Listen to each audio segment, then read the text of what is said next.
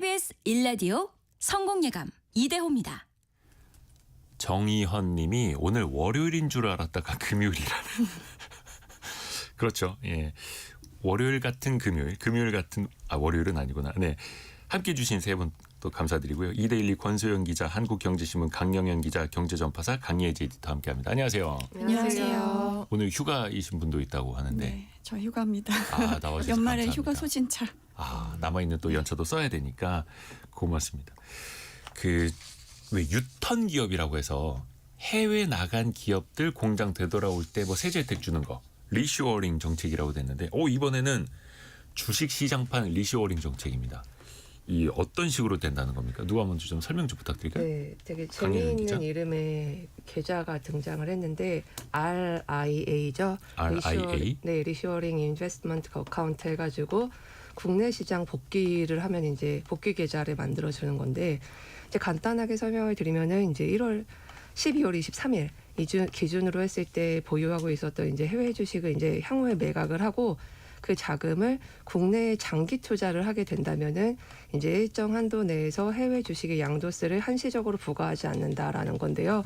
이 계좌를 일단 만들어야겠죠. 그래서 정부는 이제 증권사들이랑 해서 관련 시스템을 늦어도 내년 한 2월까지는 개설할 수 있도록 이제 시스템을 만들겠다라는 계획인데 이게 무슨 말이냐면 이제 일정 한도 내에서 한 5천만 원 정도로 예상이 되고 있긴 한데요.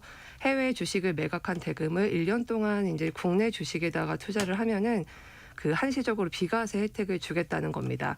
예를 들어서 한 개인 투자자가 한 5천만 원에 딱 맞춰서 한번 해볼게요. 1,750만 원어치를 이제 매수해서 주가가 많이 올라서 미국 주식이 한 5천만 원을 매각했습니다. 그럼 양도 차익이 3,250만 원이죠. 그러면 그동안 이제 공제되는 게 250만 원이죠. 네. 그러면 이제 그거 빼고 이제 3천만 원에 대해서 22% 세금 660만 원을 내야 되는데 만약에 이거를 내년 3월에 국내 주식 시장 복귀 계좌 RIA를 통해서 매각을 하고 국내 주식에다 투자를 하게 되면은 이듬해죠. 2027년 5월에 해외 주식 양도소득세 신고 때까지 1년 이상 보유를 하게 되면은 이 660만 원을 전액 안 내도 되는 겁니다. 네. 이제 다만 이제 복귀 시점에 따라서 이 세액 감면 혜택은 차등적으로 부과를 한다고 하는데 뭐 예를 들어서 1분기에 복귀하면 100%, 2분기엔 80%, 3분기엔 50% 이런 식으로 빨리 감면해 준다는 건데, 그러니까 빨리 오라는 거죠. 그래서 이렇게 되면은 이제 비과세 혜택을 받을 수 있다 이런 내용입니다. 그러니까 지난 23일까지 보유하고 있던 해외 주식을 팔아서 국내 주식을 산다면 세제 혜택을 드리겠다라는 건데, 그러면 이거는 기본적으로 해외 투자를 하고 있던 사람들에게 유리한 정책이잖아요. 네. 어떤 사람들이 좀 혜택을 볼까요? 내년 1, 2월에 이제 상품이 출시될 걸로 보이는데요. 네. 이제 중요한 건 이게 지금 정부 아니기 때문에 국회 논의를 거쳐서 내년 초에 최종 확정안이 나와야 되는 거고요. 그 확정안 내용을 보고 그다음에 또 증권사에서 상품이 나와야지 이제 가입을 할 수 있게 되는 겁니다. 그래서 지금 기존에 12월 23일까지니까 해외 주식을 투자했는데 수익이 이미 꽤 낮고 또 양도세가 걱정될 만한 분들이라면은 좀 고려해 볼 만하고요. 국내 우량주로 이제 갈아타게 되면은 이제 양도세 5천만 원이라는 게 수익하고 원금 포함한 금액이긴 하지만 그럼에도 불구하고 비과세라는 그 혜택이 너무 매력적이기 때문이고요. 그러니까 정리를 하자면 원금이 적고 수익이 많이 나면 날수록 유리하시게 되는 거죠.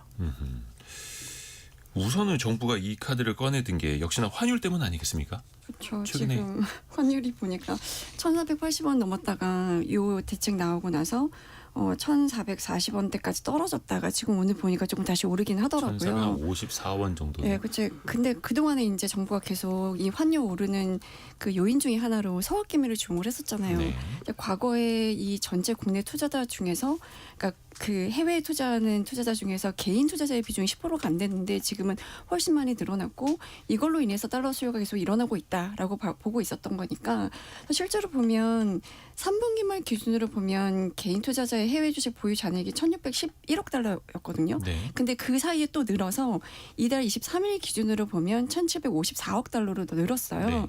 만약에 이 중에서 10%만 국내로 돌아온다고 쳐도 한 170억 달러, 그러니까 우리나라 돈으로 한 25조 정도 되는 건데 이 정도의 달러가 공급이 된다면 원화 약세를 좀 진정시킬 수 있지 않겠냐라는 이제 그 계산을 기대. 한 거고 저는 약간 이 아이디어가 되게 괜찮았다고 보는 게 해외 주식을 팔고 국내 주식을 사면 세금 혜택을 주는 거잖아요. 네. 근데 최근에 한국은행에서 나온 금융안정 보고서에 이제 주목할 만한 부분이 국내 주식과 해외 주식의 관계에 대해서 이제 조금 정리를 해놨더라고요. 그러니까 예전에는 투자자들이 국내 주식하고 해외 주식을 약간 포트폴리오 다양화, 그러니까 자산 배분 차원에서 그렇죠. 나눠서 같이 투자하는 이제 보완 관계였는데 최근에는 이게 대치 관계로 바뀌었다는 거예요. 그러니까 미국 주식을 사고 한국 주식을 파는 그런 트렌드가 이제 눈에 띄게 나타나고 있다라는 이른바 거죠. 왜 헤지펀드들 롱숏 하듯이 그쵸. 하나 사고 하나는 그쵸. 팔아서 수익을 더 극대화하는. 그렇죠. 그래서 이 대체 관계를 거꾸로 돌리면 이제 해외 주식을 팔고 국내 주식을 사도록 하는 건데 그렇게 되면 이제 달러 들어오게 되고 국내 주식에 이제 매수세가 유입이 되면서 국내 주식 올라가고 뭐 이대로만 잘 된다면 뭐 껌 먹고 알 먹고 있긴 한데 여기서도 이제 허점들이 좀 지적이 되고 있기는 하더라고요. 그러니까 예를 들어 이제 투자자들이 대부분 한 증권사하고만 거래하진 않잖아요. 증권사 여러 군데 이제 계좌를 갖고 있는데 예를 들어 이제 RIA 계좌로 해외 주식을 팔고 다른 국내 주식 계좌로 같은 금액의 해외 주식 투자 주식에 이제 투자할 수도 있는 거잖아요. 그러니까 네. 전체 포트폴리오를 요 RIA는 이 세금 혜택을 받기 위해서 해외 주식을 팔고 국내 주식을 사면서 다른 계좌로 다시 해외 주식을 사면 아하. 그러면서 전체 포트폴리오는 그대로 유지를 하게 되면 사실은 이제 세수만 줄어들게 되고 달러를 공급하는 효과는 없는 거 아니냐라는 지적들이 좀 나오고 있습니다. 구멍이 있다는 거죠. 그러니까 기존에 2025년 12월 23일까지 갖고 있던 해외 주식 한번 팔아서 특히 이제 연말에 손해난 해외 주식, 수익난 해외 주식 같이 팔아서 그건 이제 양도세가 있다 보니까 손익통산이 되다 보니까 한 250만 원 정도는 비과세도 되고 그렇게 절세하시는 분들이 원래 있었는데 어차피 팔 거 요때 팔아서 RIA 계좌 만들어서 세제 혜택 받고 다시 또 다음 해에 다른 계좌로 미국 주식 다시 살 수 있다. 이거 지금 대통령실에서도 좀 기획재정부에서도 요거는 좀 고민해보겠다. 방법을 좀 보완해보겠다라고 이야기는 하더라고요. 뭐 찾아보면 어디든 구멍은 있으니까 이거. 괜히 그거잖아요. 세수만 펑크 나는 것 아닌가.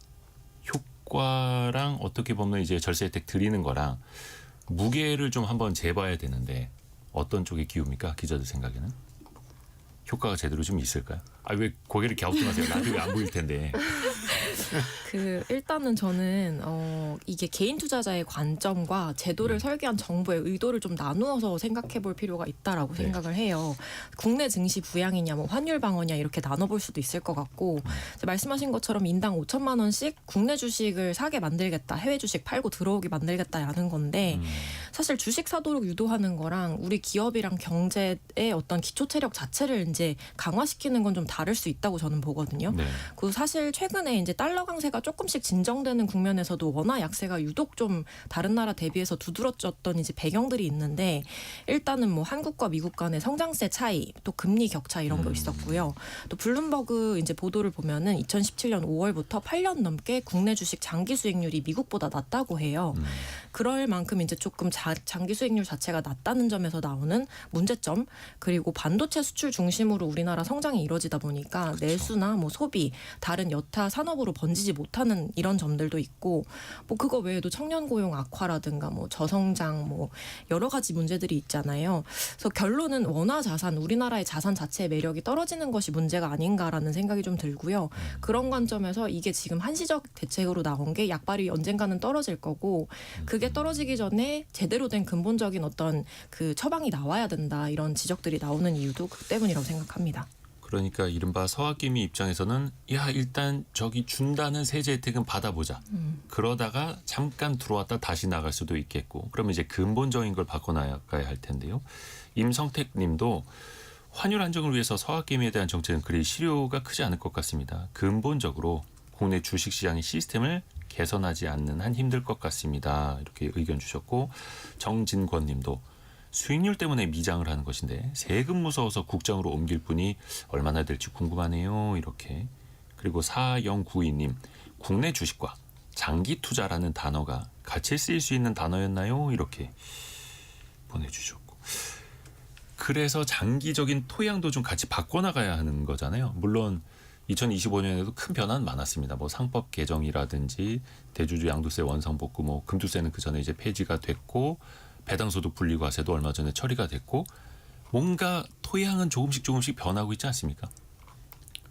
권소영 기자 어떻게 보세요? 뭐 그렇긴 하죠. 그러니까 사실은 이게 지금 정부가 내놓은 환율 정책이 보니까 뭐 11개 정도 된다고 하더라고요. 12월에만 내놓은 게. 그러니까 24일에 보면 구두 개입 강력하게 하고 그다음에 지금 이제 RIA 계좌 도입 같은 이제 정책을 내놨고 그에 앞서서 11개의 정책을 내놨다는 거는 이게 사실은 환율이 1,480원에서 만약에 1,500원을 뚫어버리면 이게 사실 심리적으로 강력한 저항선이기 때문에 이것마저 뚫리면 아 이제 정부가 손을 쓸 수 없는 지경이 됐구나라는 인식이 높아질 거고 그것 때문에 이런 심리적인 문제 때문에 모든 수단은 강구하는 거 아닌가 하는 생각이 좀 들었거든요. 그래서 말씀하신 것처럼 지금 정부의 대책이라는 거는 대부분 수급에 맞춰져 있어요. 그러니까 지금 달러 수요를 조금 낮추고 달러 공급을 늘리는 수급에 맞춰져 있는데 이건 사실 단기 대책인 거고 장기적으로 이제 뭔가 환율, 그러니까 그 원화라는 건 사실은 한국 경제의 총체적인 체력을 반영하는 거기 때문에 그런 이제 체력을 높여서 혹은 국내 증시의 매력이라든가 그러니까 원화 자산의 매력을 높이는 것들은 약간 장기적으로 추진이 돼야 되는 건데 사실 이제 말씀하신 것처럼 한국 경제 성장률에 대한 걱정들을 좀 많이 하잖아요. 지금 뭐 반도체 호황이긴 하지만 뭐 반도체를 비롯한 몇 개 업종만 호황인 게 문제인 거고 조선 같은 경우도 호황이지만 마스가 프로젝트 적인 거지 이게 언제까지 계속 갈 거냐. 그 뒤를 이어서 한국 경제를 이끌 산업이 과연 있나 눈에 띄는 게 없다 이런 지적들이 좀 많이 나오고 있으니까 그런 면에서 보면 뭐 관리 수급 대책만으로는 이 환율의 추세적인 하락을 기대하기는 좀 어려울 것 같고 결국에 보면 이제 성장률을 제고할 수 있는 그게 필요한 거거든요. 네. 근데 그거에 대해서 정부가 이제 심도 있게 고민을 하고 있느냐. 그러니까 환율 대책을 내놓을 때 이 수급 관리 대책에 플러스 그래서 우리가 한국 경제 체력을 이만큼 올릴 겁니다라든가 원화 자산의 매력을 높이기 위해서 국내 증시에 뭐 어떤 걸 바꾸겠다 이런 것들이 지금 물론 하고 있지만 거기에 대한 조금 더 강한 신뢰를 줄 수 있는 그리고 저는 또 한 가지가 너무 이제 정책을 자주 바꾸는 오락가락하는 그런 걸 좀 바꿔야 될 것 같은데 우리가 대주주 양도세 이것도 사실 이제 왔다 갔다 했었잖아요. 그리고 지금 해외 주식에 대해서도 원래는 해외 주식에 대한 양도세를 강화하겠다고 했다가 지금 오히려 혜택을 주는 방향으로 바꿨거든요. 그러니까 왔다 갔다 하는 정책을 조금 그런 빈도수를 좀 줄였으면 좋겠어요. 뭔가 한 방향을 정하고 거기에 이 정부가 이런 정책을 의지를 갖고 하고 있다라는 신뢰를 줘야 되는데 그런 것들이 좀 떨어지는 게 전반적으로 외국인 투자자들 입장에서 보면 조금 의구심이 든다라는 생각을 하게 만드는 거 아닌가 하는 생각이 듭니다. 단기, 중기, 장기 정책을 다 같이 이제 박자를 맞춰서 가야 하는 거죠. 그러니까 왜냐하면 요즘에도 많은 개인 투자자분들이 우리나라의 그런 뭐 이야기하셨던 쏠림 현상, 산업별 그리고 장기 이제 저성장에 빠지는 뭐 저출생 고령화도 마찬가지고 그렇게 보면서 개개인적으로 봤을 때는 합리적인 선택을 하면서 자산을 배분하는 거죠. 글로벌로. 근데 그게 또 모이다 보니까 국가 입장에서는 엄청난 또 원화 약세 또 우리의 체력이 떨어져 버리는 이 부작용으로 나오는 건데요. 아까 이강엽님이 미국 증시 이제 투자하시는 사람들 모여있는 톡방에서는 다들 비웃어요. 다들 개미인데 이걸 다시 국장으로 오라고 대부분 안 간다고 하더라고요. 라고요. 그리고 지금 환율이 현장이고요. 떨어졌잖아요. 예. 이 떨어지는 시기를 또 환율, 그러니까 달러 매수 기회로 활용하는 사람도 있을 텐데 저만 해도 사실 오늘 휴가 내고 이제 오후에 외국 여행을 가는데 네. 급하게 그러니까 1,480원대에 결제해놨던 호텔 값이 1,440원대로 떨어지니까 이제 저는 DCC 때문에 원화 결제하면 다시 이제 환전 수요가 발생하니까 항상 달러로 해놓고 결제를 하거든요. 호텔 다시 취소하고 다시 재결제했습니다. 이런 사람들이 생긴다니 그리고 이제 현지에서 달러 쓸 것 대비해서 그 24일 아침에 또 달러를 좀 매수를 했거든요. 그러니까 이런 사람들이 생긴다니까요. 그래서 지금 달러 올라가는 것도 아마 그런 수요들이 좀 있지 않았을까. 사실 우리나라 국민들이요 굉장히 이제 스마트하잖아요. 다른 나라보다 뭐 IQ도 높다고 하고 지식 수준도 높고 재테크에 대한 열망, 노력도 되게 강하고 하다 보니까 정부가 이른바 이제 서학개미로 대표되는 해외 투자자들의 마음을 이렇게 잡는 것도 쉽지 않은 거예요. 어떤 그냥 캠페인성으로 해서 된다라는 것도 아니고. 그리고 강예윤 이번에 기자. 이렇게 그 보면서 그런 생각도 들더라고요. 그러니까 서학개미를 불러오기 위한 대책이라는 것에 대해서는 이해를 하지만 그동안 한국 시장에만 열심히 투자를 했던 동학개미들에게는 아무런 혜택이 없는데 그 서학개미들을 불러오기 위해서 주는 게 약간 역차별 아닌가.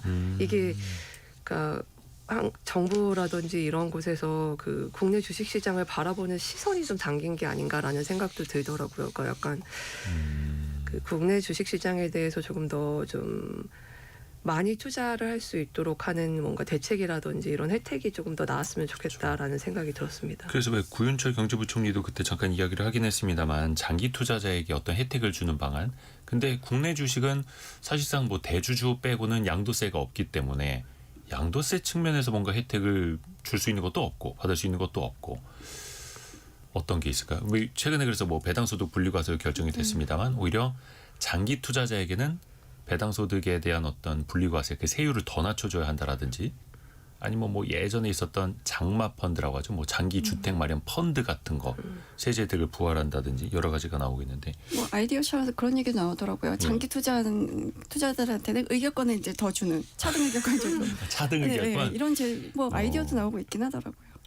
강예지 에디터는 어떤 좀 아이디어 갖고 계세요? 저는 일단 이게 그 정부 입장에서는 세수가 줄어들 수도 있는 그렇죠. 어떤 리스크를 안고 하는 대책이잖아요. 그래서 이게 어떤 득실이 있을까라고 좀 생각을 해보면서 베스트 시나리오와 워스트 시나리오를 한번 상상을 해보게 됐는데 네. 베스트 시나리오는 서학개미가 이제 세금 혜택을 보기 위해서 대거 돌아와서 이제 환율도 1,400원 밑으로 떨어지고 안정되고. 코스피도 오르고 이제 경제가 활력을 되찾고 이게 완전 정말 장밋빛 네. 전망이고요.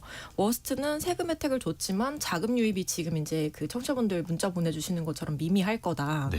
그리고 환율 불안 계속 될 거고 세수만 줄고 끝나게 되는 이제 안 좋은 시나리오 이렇게 두 가지가 있는데 그럼에도 불구하고 정부 입장에선 이걸 할 수밖에 없었던 게 가성비 높은 대책이 아니었을까라는 생각이 좀 들더라고요. 그러니까 환율 10원을 방어하려고 외환 당국이 이제 갖다 팔아야 되는 어떤 달러.